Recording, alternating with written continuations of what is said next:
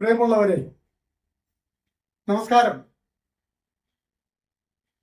Beyond the Horizon എന്ന ജ്യോതിശാസ്ത്ര പരമ്പരയുടെ 21ാം ഭാഗമാണ് നിങ്ങളുടെ മുമ്പിൽ ഇന്ന് അവതരിപ്പിക്കുന്നത്.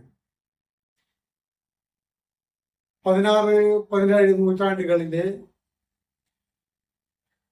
ഗലീലിയോയ്ക്കും കെപ്ലർക്കും ടൈക്കോ ബ്രാഹയ്ക്കും ശേഷം ജ്യോതിശാസ്ത്രത്തിൽ നടന്ന പ്രവർത്തനങ്ങളുടെ സമഗ്രമായ ഒരു ചരിത്രമാണ് നിങ്ങളുടെ മുമ്പിൽ അവതരിപ്പിക്കുന്നത്. അതിൽ വളരെ പ്രധാനപ്പെട്ട 4-5 പേരുണ്ടായി. ഒരാൾ ഇന്ത്യക്കാരനായിരുന്നു. അവരുടെയൊക്കെ സംഭാവനകളെ പറ്റിയാണെന്ന് നിങ്ങളുടെ മുമ്പിൽ അവതരിപ്പിക്കാൻ പോകുന്നത്. ഒന്ന് ബ്രിട്ടീഷുകാരനായിരുന്നു. ഒരുപക്ഷെ ആദ്യമായിട്ട് ബ്രിട്ടീഷിന്റെ ചരിത്രത്തിൽ ആദ്യമായിട്ടൊരു ജ്യോതിശാസ്ത്ര പുസ്തകം എഴുതിയ ശാസ്ത്രജ്ഞനാണ് വിൻസെന്റ് വിങ്. അദ്ദേഹം ജ്യോതിശാസ്ത്രത്തെ പറ്റി എഴുതുക മാത്രമല്ല, പൗരാണിക ജ്യോതിശാസ്ത്രം 15,000 കൊല്ലങ്ങൾക്ക് മുമ്പേ ബാബിലോണിയൻ കാലത്ത് മുതലുണ്ടായിരുന്ന പ്രവർത്തനങ്ങളുടെ ഒരു സമഗ്ര ചരിത്രം ഇംഗ്ലീഷ് ഭാഷയിൽ എഴുതി ഉണ്ടാക്കി അർപ്പിച്ച ആളാണ് അദ്ദേഹം. പോരാതെ ജ്യോതിശാസ്ത്രത്തിലെ ഒരു വിശ്വവിജ്ഞാന കോശം പോലും അദ്ദേഹം ഉണ്ടാക്കി. വിൻസെന്റ് വിങ്ങിന് ശേഷം അദ്ദേഹത്തിന്റെ മറ്റൊരു സമകാലികനായ ഒരു ഇറ്റാലിയൻ ജ്യോതിശാസ്ത്രജ്ഞനുണ്ടായിരുന്നു, ഫ്രാൻസിസ്കോ ഫൊണ്ടാന. ഈ ഫ്രാൻസിസ്കോ ഫൊണ്ടാനയുടെ ഒരു സവിശേഷത, അദ്ദേഹം ഒരു വക്കീലായിരുന്നു. കോടതികൾക്ക് നീതി നടത്താൻ കഴിയില്ല എന്ന് പറഞ്ഞ് ഈ വക്കീൽ തന്റെ കറുത്ത കോട്ട് ഒരു വലിച്ചെറിഞ്ഞ ആളാണ് അദ്ദേഹം. പക്ഷെ ജ്യോതിശാസ്ത്രത്തിൽ അദ്ദേഹം ഒരുപാട് സംഭാവന നടത്തിയിരുന്നതാണ്. അതാണ് നേരത്തെ പറഞ്ഞ ഫ്രാൻസിസ്കോ ഫൊണ്ടാന. ആ ഫ്രാൻസിസ്കോ ഫൊണ്ടാനയ്ക്ക് ശേഷം ഏതാണ്ട് അതേ കാലയളവിൽ ഉണ്ടായ മറ്റൊരു ശാസ്ത്രജ്ഞനാണ് ഒരു ജെസ്യൂട്ട് പാതിരിയായ ബോണാവെഞ്ചുറ കവലേറി. ബോണാവെഞ്ചുറ കവലേറിയുടെ പ്രവർത്തനം യഥാർത്ഥത്തിൽ വളരെ പ്രായോഗിക പ്രവർത്തനമായിരുന്നു. നമുക്കറിയാമല്ലോ, തുടക്കകാലത്ത് അപവർത്തന ടെലിസ്കോപ്പുകളിൽ ഉണ്ടായ പ്രശ്നങ്ങളെ ക്രമേണ മനസ്സിലാക്കുകയായിരുന്നു ജ്യോതിശാസ്ത്ര രംഗത്തുള്ളവർ. അതിലുണ്ടായ തകരാറുകൾ, പരിമിതികൾ, അതുകൊണ്ട് തന്നെ പ്രതിഫലന ടെലിസ്കോപ്പുകൾക്ക് അവയെ പറ്റിയുള്ള അന്വേഷണം തുടങ്ങാൻ ആരംഭിച്ചു. അക്കാര്യത്തിൽ മുന്നോട്ട് പോയ മനുഷ്യനാണ് നമ്മുടെ ഈ പറയുന്ന കവലേറി. കവലേറി ലെൻസുകളെ പറ്റി ഗവേഷണം നടത്തിയ ആളാണ്. അതേപോലെ മിററുകളെ പറ്റി, കണ്ണാടികളെ പറ്റി ഗവേഷണം നടത്തി. പലതരം കണ്ണാടികളെ അദ്ദേഹം സ്വയം ഉണ്ടാക്കി. അവ എങ്ങനെ സ്ഫെറിക്കലാക്കാം, ഗോളാകാരമാക്കാം അവയുടെ പ്രതലം. മാത്രമല്ല, ഗോളാകാരത്തെക്കാൾ കൂടുതൽ നന്നാവുക പാരബോളികമാക്കിയാലാണ് എന്ന് തിരിച്ചറിഞ്ഞ ആദ്യത്തെ മനുഷ്യനാണ് കവലേറി.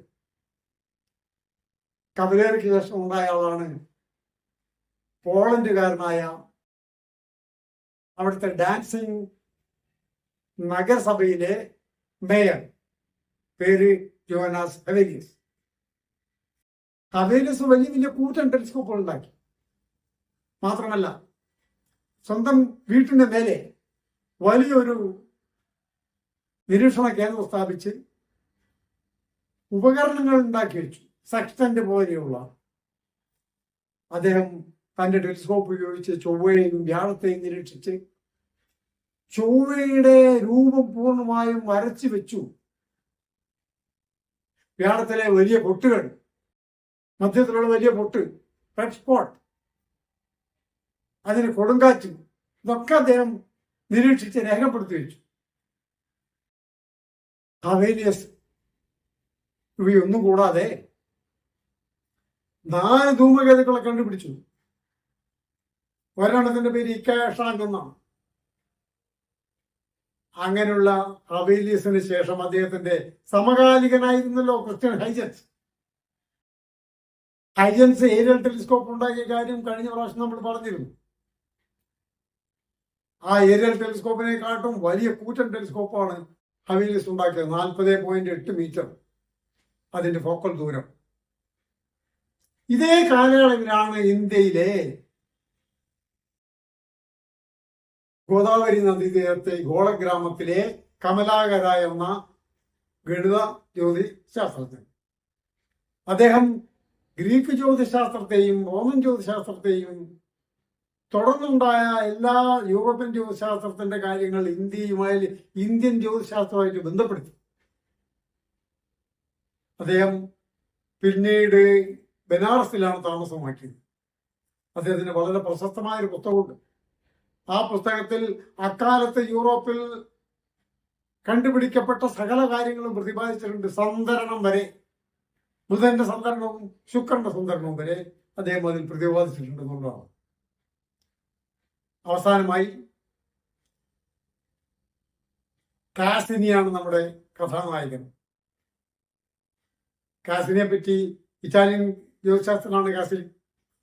പക്ഷെ താമസവും ജീവിച്ചതും ഒക്കെ ഫ്രാൻസിലായിരുന്നു. ഫ്രാൻസിലെ രാജാവ് ലൂയി 14 കൊട്ടാരത്തിലെ ജ്യോത്സ്യനും ജ്യോതിശാസ്ത്രജ്ഞനുമായിരുന്നു. അക്കാലത്ത് അങ്ങനെയാണല്ലോ, ജ്യോതിഷികൾ തന്നെയാണ് ജ്യോതിശാസ്ത്രജ്ഞന്മാരുമായി തീർന്നത്. കാസനിക്കൊരു പ്രത്യേകത ഉണ്ടായിരുന്നു. പ്രപഞ്ചത്തിന്റെ നിഗൂഢതകളെ പറ്റി അന്വേഷിച്ച ആളാണ് കാസനി. അത് മനസ്സിലാക്കാൻ ആദ്യം അദ്ദേഹം പഠിച്ച ജ്യോതിഷമാണ്. പക്ഷേ നിർഭാഗ്യവശാൽ പിന്നീട് ജ്യോതിഷത്തിന്റെ പൊള്ളത്തരങ്ങളെ പറ്റി ശരിക്കും മനസ്സിലാക്കിയ കാസനി ജ്യോതിശാസ്ത്രത്തിലേക്ക് കടന്നു കയറുകയായിരുന്നു. ജീവിക്കാൻ വേണ്ടി അദ്ദേഹത്തിന് രാജാവിന്റെ ജ്യോതിഷി, ആസ്ഥാന ജ്യോതിഷി എന്ന ജോലി സ്വീകരിക്കേണ്ടി വന്നു എന്നുള്ളത് ശരി തന്നെയാണ്. അങ്ങനെയുള്ള കാസിനിയാണ് വലിയ വലിയ കാര്യങ്ങൾ ജ്യോതിശാസ്ത്രത്തിൽ മാറ്റം വരുത്തിയത്. കാസിനിയാണ് ടെലിസ്കോപ്പ് ഉപയോഗിച്ച് ശനിയെ നിരീക്ഷിച്ച് ശനിയുടെ 4 പ്രധാനപ്പെട്ട ഉപഗ്രഹങ്ങളെ കണ്ടെത്തിയത്. അതൊക്കെ ഈ 21ാമത്തെ ഭാഗത്ത് നമ്മൾ വിശദീകരിക്കുന്നുണ്ട്. കാണാൻ മറക്കരുത്, പൂർണ്ണമായും കാണണം. ഇനി അങ്ങോട്ടുള്ള ആധുനിക ജ്യോതിശാസ്ത്രത്തിന്റെ ഭാഗങ്ങളിലേക്ക് കടക്കുമ്പോൾ നിങ്ങൾക്ക് പരിചിതമായിട്ടുള്ള ജ്യോതിശാസ്ത്ര പ്രവർത്തനങ്ങൾ നടത്തിയ നിരവധി പേരെ, അവരുടെ പ്രവർത്തനങ്ങളെ നമുക്ക് കൊണ്ടുവരണം. അതുകൂടെ കാണണമെന്ന് അഭ്യർത്ഥിച്ചുകൊണ്ട് ഈ ഭാഗത്തെ കാര്യങ്ങൾ നിർത്തുന്നു. നിങ്ങൾക്ക് നമസ്കാരം. ബിയോണ്ട് ദ ഹൊറിസോൺ പാർട്ട് 21 ചക്രവാളത്തിനപ്പുറം ഭാഗം 21. 17ാം നൂറ്റാണ്ടിന്റെ മധ്യത്തിൽ 1649 ഇംഗ്ലീഷ് ഭാഷയിലെ ആദ്യത്തെ ജ്യോതിശാസ്ത്ര പുസ്തകം വിൻസെന്റ് വിങ് എഴുതി പ്രസിദ്ധീകരിക്കുന്നത്. അതിന് യുറാനിയ പ്രാക്ടീഷ എന്നാണ് പേര് കൊടുത്തിരുന്നത്. അദ്ദേഹത്തിന് അതിന് സഹായിച്ചത് സുഹൃത്തായ വില്യം ലുബോണായിരുന്നു. വിങ്ങിന്റെ 2ാമത്തെ പുസ്തകം ഹാർമോണിക്കൽ കൊളസ്റ്റേ അതൊരു പൗരാണിക ജ്യോതിശാസ്ത്രത്തിന്റെ ചരിത്രമായിരുന്നു. ഏതാണ്ട് 10,000 കൊല്ലങ്ങൾക്ക് മുമ്പേ ബാബിലോണിയ മുതൽ ഉള്ള ജ്യോതിശാസ്ത്രത്തിന്റെ ചരിത്രമായിരുന്നു ഈ പുസ്തകം. ഇദ്ദേഹത്തിന്റെ ഏറ്റവും നല്ല കൃതി എന്ന് അറിയപ്പെടുന്ന ആസ്ട്രോണമിയ ബ്രിട്ടാനിക്ക, കോപ്പർനിക്കൻ സിദ്ധാന്തവും കെപ്ലറുടെ നിയമങ്ങളൊക്കെ അതിൽ അടങ്ങിയിട്ടുണ്ടായിരുന്നു. ഇതേ കാലയളവിൽ ഇറ്റലിയിലെ നാപ്പിൾസിൽ ജീവിച്ച ഒരു വക്കീലാണ് ഫ്രാൻസിസ്കോ ഫൊണ്ടാന. കോടതികൾക്ക് സത്യം കണ്ടെത്താനുള്ള കഴിവില്ലെന്ന് മനസ്സിലാക്കി കറുത്ത കോട്ട് വലിച്ചെറിഞ്ഞ് ജ്യോതിശാസ്ത്രവും ഗണിതവും പഠിച്ച ആളാണ്. അദ്ദേഹത്തിന്റെ ചിത്രമാണ് ഇടതുവശത്ത് കൊടുത്തിരിക്കുന്നത്. 1636 സ്വന്തമായൊരു ടെലിസ്കോപ്പ് ഉണ്ടാക്കി ചന്ദ്രനെയും മറ്റ് ഗ്രഹങ്ങളെയും ഒക്കെ നിരീക്ഷിച്ച് ചിത്രം വരച്ചു വെച്ചു. അവയുടെ രൂപങ്ങൾ ഉണ്ടാക്കി. ഏതാണ്ട് 16 വർഷങ്ങൾ താൻ നടത്തിയ നിരീക്ഷണങ്ങളുടെ വിവരം ഉൾക്കൊള്ളിച്ച് നോവം കോളസ്റ്റിയം ടർസ്റ്റിക്കോറിയം എന്ന പുസ്തകം എഴുതുകയും ചെയ്തു.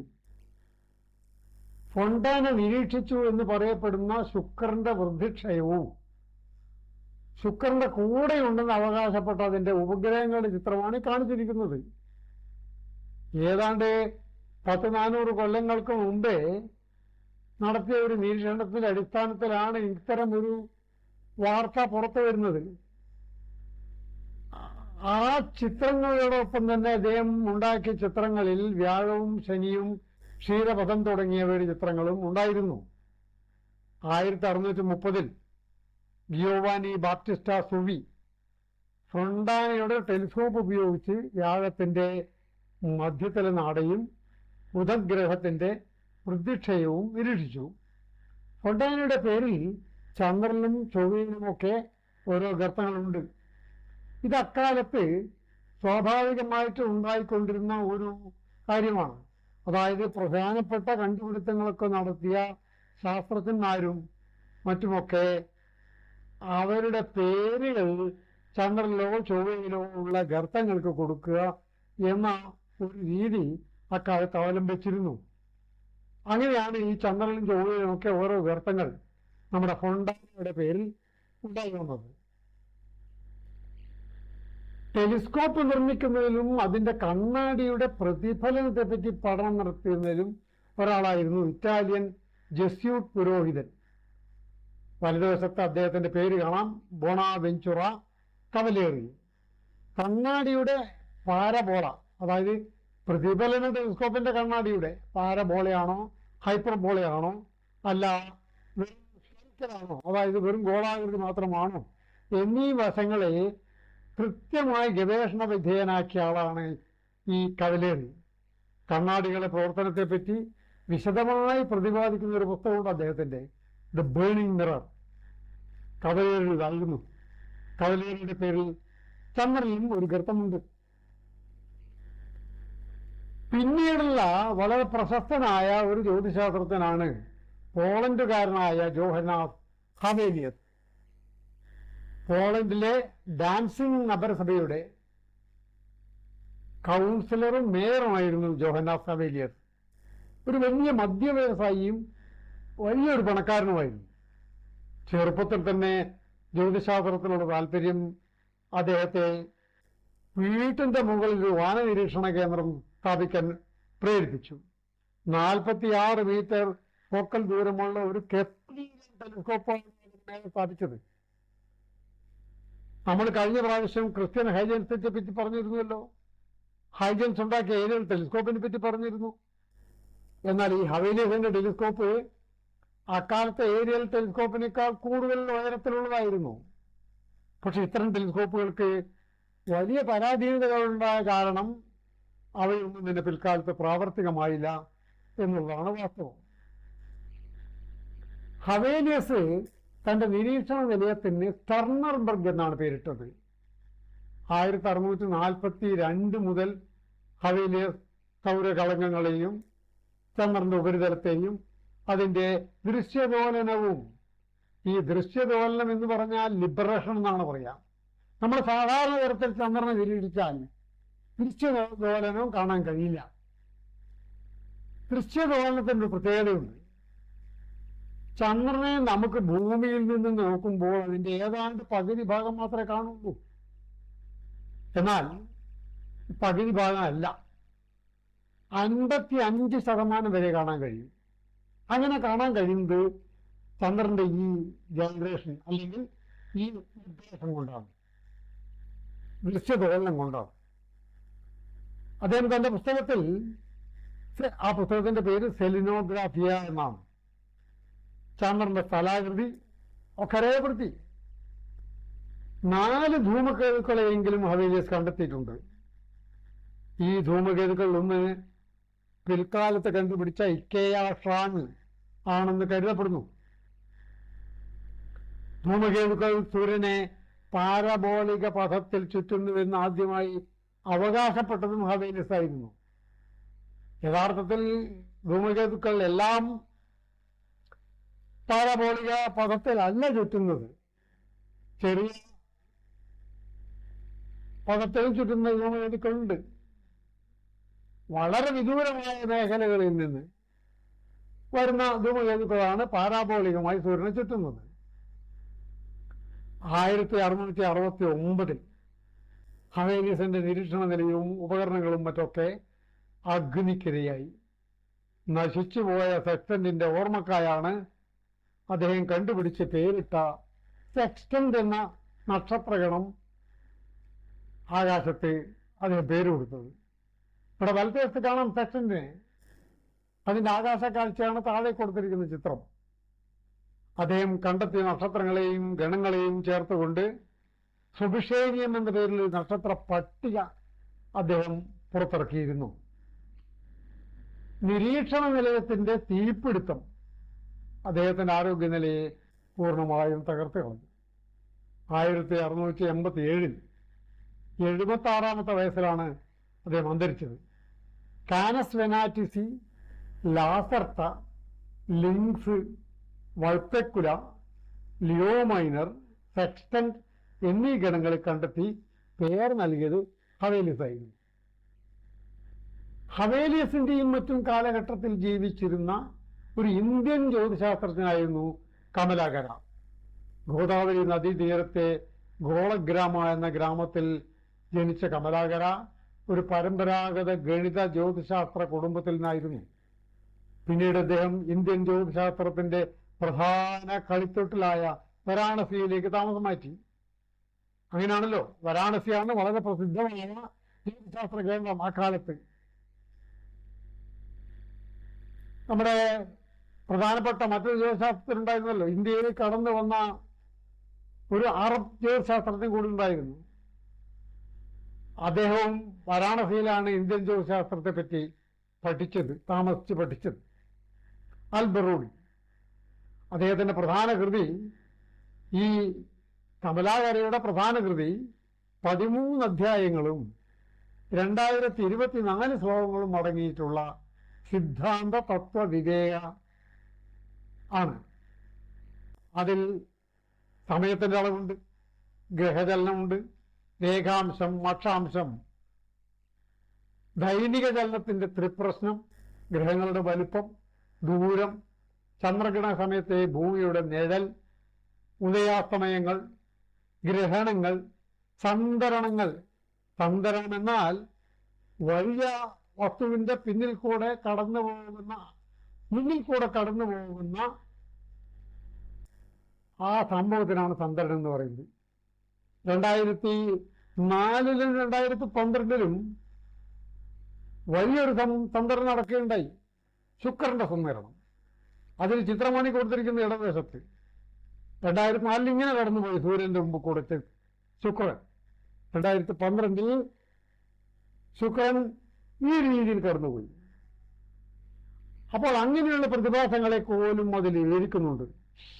കമലാകരയുടെ മറ്റൊരു കൃതി വാസന എന്ന പേരിലും സൗരവാസന എന്ന പേരിലും അറിയുന്നു. ബ്രഹ്മാണ്ഡ പുരാണത്തിലും മത്സ്യപുരാണത്തിലും പ്രസ്താവിക്കുന്ന ഭൂമിയുടെ പുരസ്കരണത്തെ പറ്റിയും കമലാകര തന്റെ പുസ്തകത്തിൽ വിഷയമാക്കുന്നുണ്ട്. അറബ് ജ്യോതിശാസ്ത്രം, ടോളമിയനും അരിസ്റ്റോട്ടലിയനും ചിന്തകൾ ഇന്ത്യൻ ജ്യോതിശാസ്ത്രവുമായി കമലാകര സമന്വയിപ്പിച്ചതായി പ്രസിദ്ധ ചരിത്രകാരൻ ഡേവിഡ് പിൻഗ്രി അഭിപ്രായപ്പെടുന്നു. ജ്യോമതീയ പ്രകാശകം, ജോമെട്രിക്കൽ ഓപ്റ്റിക്സ് സംസ്കൃതത്തിൽ തർജ്ജമ ചെയ്ത് അവതരിപ്പിച്ചതും കമലാകരയായിരുന്നു. 17-18 നൂറ്റാണ്ടുകളിൽ യൂറോപ്യൻ ജ്യോതിശാസ്ത്രത്തിന്റെ കുതിച്ചുചാട്ടത്തിന് വഴിയൊരുക്കിയ പ്രതിഭയായിരുന്നു ജിയോവാനി ഡൊമിനിക്കോ കാസനി. 1625 മുതൽ 1712 വരെയാണ് അദ്ദേഹത്തിന്റെ കാലം. പ്രപഞ്ചത്തിന്റെ നിഗൂഢതകളെ പറ്റി അന്വേഷിച്ച കാസനി വഴിയറിയാതെ ജ്യോതിഷ പഠനത്തിൽ ചെന്നെത്തി. ക്രമേണ അതിന്റെ പൊള്ളത്തരം മനസ്സിലായതോടെ ജ്യോതിശാസ്ത്ര പഠനത്തിലേക്ക് തിരിയുകയുണ്ടായത്. യൂറോപ്യൻ മനസ്സ് നവോത്ഥാന മൂല്യത്തെയും യുക്തിചിന്തയെയും സ്വീകരിക്കാൻ തുടങ്ങിയ കാലമായിരുന്നു അത്. ആദ്യം ടോളമിയിൽ വിശ്വസിച്ചിരുന്ന കാസിനി താൻ നടത്തിയ പല പരീക്ഷണങ്ങളിലൂടെയുമാണ് സൗരകേന്ദ്ര സിദ്ധാന്തത്തിൽ വിശ്വസിക്കാൻ തുടങ്ങിയത്. ആരെങ്കിലും പറഞ്ഞിട്ട് കേട്ട് വിശ്വസിച്ചതല്ല എന്നർത്ഥം. ഐസക് ന്യൂട്ടന്റെ സമകാലികനായ കാസിനി ഗലീലിയോ തുടങ്ങി വെച്ച ശാസ്ത്രത്തിന്റെ രീതിയിലാണ് വിശ്വാസം അർപ്പിച്ചിരുന്നത്. ആദ്യമൊക്കെ ന്യൂട്ടന്റെ സാർവത്രിക ഗുരുത്വ സിദ്ധാന്തത്തെ കാസിനി വിശ്വസിച്ചിരുന്നില്ല. 40 വർഷങ്ങളിലെ വാദപ്രതിവാദങ്ങൾക്ക് ശേഷമാണ് അദ്ദേഹം വിശ്വസിക്കാൻ തയ്യാറായത്. മാർക്കിസ് കോർണീലിയോ എന്ന ഒരു വാനനിരീക്ഷകനാണ് അമേച്ചർ വാനനിരീക്ഷണത്തിന് കാസിനിയെ തയ്യാറാക്കിയത്. ഈ കാലഘട്ടത്തിൽ ഗിയോവാനി ബാറ്റിസ്റ്റ റിക്കോളിയും മരിയ ഗ്രിമാൾഡിയും പാരീസ് നിലയത്തിൽ കാസിനിയുടെ അധ്യാപകരായിരുന്നു. കാസിനിയുടെ നേതൃത്വത്തിൽ ബൊളോണയിലെ ഡാൻ പെട്രോണിയ ബേസിലിക്ക എന്ന് പറഞ്ഞ പള്ളി, ഒരു സൂര്യഘടികാരം സൺഡയൽ, മറ്റൊരു ഉച്ചരേഖാവൃത്തം മെരീഡിയൻ സർക്കിൾ രണ്ട് സ്ഥാപിച്ചു. 66.8 മീറ്റർ ഉയരത്തിലായിരുന്നു ആ പള്ളിയുടെ കമാനം. കമാനത്തിൽ സൂര്യബിംബത്തെ പ്രതിഫലിപ്പിച്ചപ്പോൾ കണ്ട ചിത്രമാണിത്, ഈ കാണുന്നത് വലതുവശത്ത്. ഭൂമിയുടെ സൂര്യന് ചുറ്റുമുള്ള ചലനത്തെ ആ കാലത്തിനടക്ക് സൂര്യബിംബത്തിന്റെ വ്യാസത്തിനുണ്ടാകുന്ന മാറ്റം അത് മതമേധാവികൾക്ക് കാണിച്ചു കൊടുക്കാൻ കാസിനി കഴിഞ്ഞു. മതമേധാവികൾക്ക് ശാസ്ത്രീയ മനോഭാവത്തെ അല്പമെങ്കിലും മാറ്റാൻ കഴിഞ്ഞത് ചെറിയ കാര്യമല്ല. 1/2 നൂറ്റാണ്ട് മുമ്പ് വരെ ചിന്തിക്കാൻ കൂടെ കഴിയുമായിരുന്നില്ല. 17-ാം നൂറ്റാണ്ട് തുടക്കത്തിൽ ഗലീലിയോ ബിഷപ്പ് തന്റെ സുഹൃത്തായ ബിഷപ്പ് ബാർബെറിനെയും കൂട്ടരെയും ടെലിസ്കോപ്പിലൂടെ ചന്ദ്രബിംബത്തെ നിരീക്ഷിക്കാൻ പ്രേരിപ്പിച്ചു. അവർ തയ്യാറായില്ല. ഇക്കാര്യം നമ്മൾ ഓർക്കണം. ഭൂമിയുടെ വാർഷിക ചലനത്തിനിടയിൽ ഭൂമിയിൽ നിന്നും നിരീക്ഷിക്കുന്ന സൂര്യന്റെ വ്യാസത്തിന്റെ അളവിലുണ്ടാകുന്ന മാറ്റം കെപ്ലർ കൂട്ടിയെടുത്ത കണക്കുമായി ഒത്തുപോകുന്നുണ്ടായിരുന്നു. അതായത് ഭൂമി ഒരു ദീർഘവൃത്താകാര പഥത്തിലാണല്ലോ സൂര്യനെ ചുറ്റുന്നത്. അങ്ങനെ ചുറ്റുമ്പോൾ സ്വാഭാവികമായിട്ടും ഭൂമിയിൽ നിന്നും സൂര്യനിലേക്കുള്ള ദൂരം കൂടുകയും കുറയുകയും ചെയ്യും. ഇവിടെ കുറഞ്ഞു കൂടി, ഇവിടെ കുറഞ്ഞു കൂടി. അങ്ങനെ വരുമ്പോൾ ഭൂമിയിൽ നിന്നും നോക്കുന്ന ഒരാൾക്ക്, നിരീക്ഷിക്കുന്ന ഒരാൾക്ക് സൂര്യന്റെ വ്യാസത്തിലുള്ള മാറ്റം കാണാൻ കഴിയും. ടോളമിയൻ മാതൃകയ്ക്ക് വിരുദ്ധമായി ഭൂമി സൂര്യനെ ചുറ്റും ഒരു ദീർഘവൃത്താകാര പഥത്തിൽ ചുറ്റുന്നു എന്നതിന് ഇതൊരു ഒന്നാന്തരം തെളിവായിരുന്നു. ഫ്രാൻസിലെ ലൂയിസ് 14 രാജാവിന്റെ ഇടതുവശത്ത് കാണാം ലൂയിസ് 14 ചിത്രം. സഹായത്തോടെ 1671 പാരീസ് നിരീക്ഷണ നിലയത്തിന്റെ പ്രവർത്തനം തുടങ്ങി. അതോടെ കാസിനി രാജാവിന്റെ ആസ്ഥാന ജ്യോതിഷിയും ജ്യോതിശാസ്ത്രജ്ഞനുമായി അവരോധിക്കപ്പെട്ടു. 41 വർഷക്കാലത്തെ ഈ ഔദ്യോഗിക സ്ഥാനത്ത് ഇരുന്നുകൊണ്ടാണ് ഫ്രാൻസ് രാജ്യത്തിന്റെ കൃത്യമായ രേഖാംശം നിർണയിക്കുന്നതിന് കാസിനി മുൻകൈ എടുത്തത്. ഫ്രാൻസിന്റെ മാപ്പാണിത്. അതിൽ രേഖാംശം അടയാളത്തിൽ നോക്കാം. ഇത് രേഖാംശങ്ങളാണ്. കാസിനി രേഖാംശം കണക്കാക്കിയപ്പോൾ അളവിൽ കുറവ് വന്നത് ലൂയി 14 രാജാവിനെ ചൊടിപ്പിച്ചു. അദ്ദേഹം പറഞ്ഞു, ഞാൻ നിരവധി യുദ്ധങ്ങൾ കൊണ്ട് നേടിയെടുത്ത ഫ്രാൻസിനെ ഒറ്റ വര കൊണ്ട് കാസിനി കുറച്ചു കളഞ്ഞല്ലോ എന്ന് രാജാവ് പരിഭവപ്പെട്ടു. അത്രേ. ചൊവ്വയുടെ ഉപരിതലത്തിലെ പല അടയാളങ്ങളും ക്രിസ്ത്യൻ സൈന്യത്തെ നിരീക്ഷിച്ചിരുന്നുവെങ്കിലും ആദ്യമായി അവയെ രേഖപ്പെടുത്തി വെച്ചത് കാസിനിയായിരുന്നു. കാസിനി ചൊവ്വയുടെയും വ്യാഴത്തിന്റെയും ഭ്രമണകാലം കൃത്യമായി കണക്കാക്കി. ശനിയുടെ 4 ഉപഗ്രഹങ്ങൾ യാപ്പറ്റ്, ഡയന, റിയ, 1672 1684 ഇവയെ കണ്ടെത്തിയത്. ഈ ഉപഗ്രഹങ്ങൾക്ക് ലൂയിസിന്റെ നക്ഷത്രങ്ങൾ എന്ന പേര് കൊടുത്തത് കാസിനിയായിരുന്നു. കാരണം തന്റെ രാജാവാണല്ലോ, അതുകൊണ്ട് ഇയാപെറ്റസിന്റെ പ്രകാശ വ്യതിയാനം അതിന്റെ പകുതി ഭാഗത്തുള്ള ഇരുണ്ട വസ്തു കാരണമാണ്. ഈ കാണുന്ന ഇരുണ്ട വസ്തുവാണ്. കാസിനി തിരിച്ചറിഞ്ഞു. അതിന് കാസിനി റെജിയോ എന്ന പേര് കൊടുത്തു. കൂടാതെ ശനിഗ്രഹത്തിന്റെ വളയങ്ങൾക്കിടയിലുള്ള വിടവുകൾ അതും കണ്ടെത്തിയത് കാസിനി തന്നെയാണ്. അവർക്ക് കാസിനി വിടവാണെന്ന് ഇപ്പോൾ പേര്.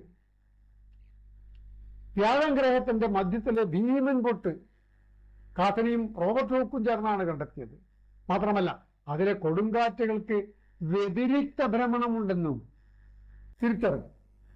1672 പാരീസിൽ വെച്ച് ചൊവ്വ ഗ്രഹത്തിന്റെ പാരലാക്സ് കൃത്യമായി അളന്നു. അതിലേക്കുള്ള ദൂരം കൃത്യമായി കണക്കാക്കുകയും ചെയ്തു.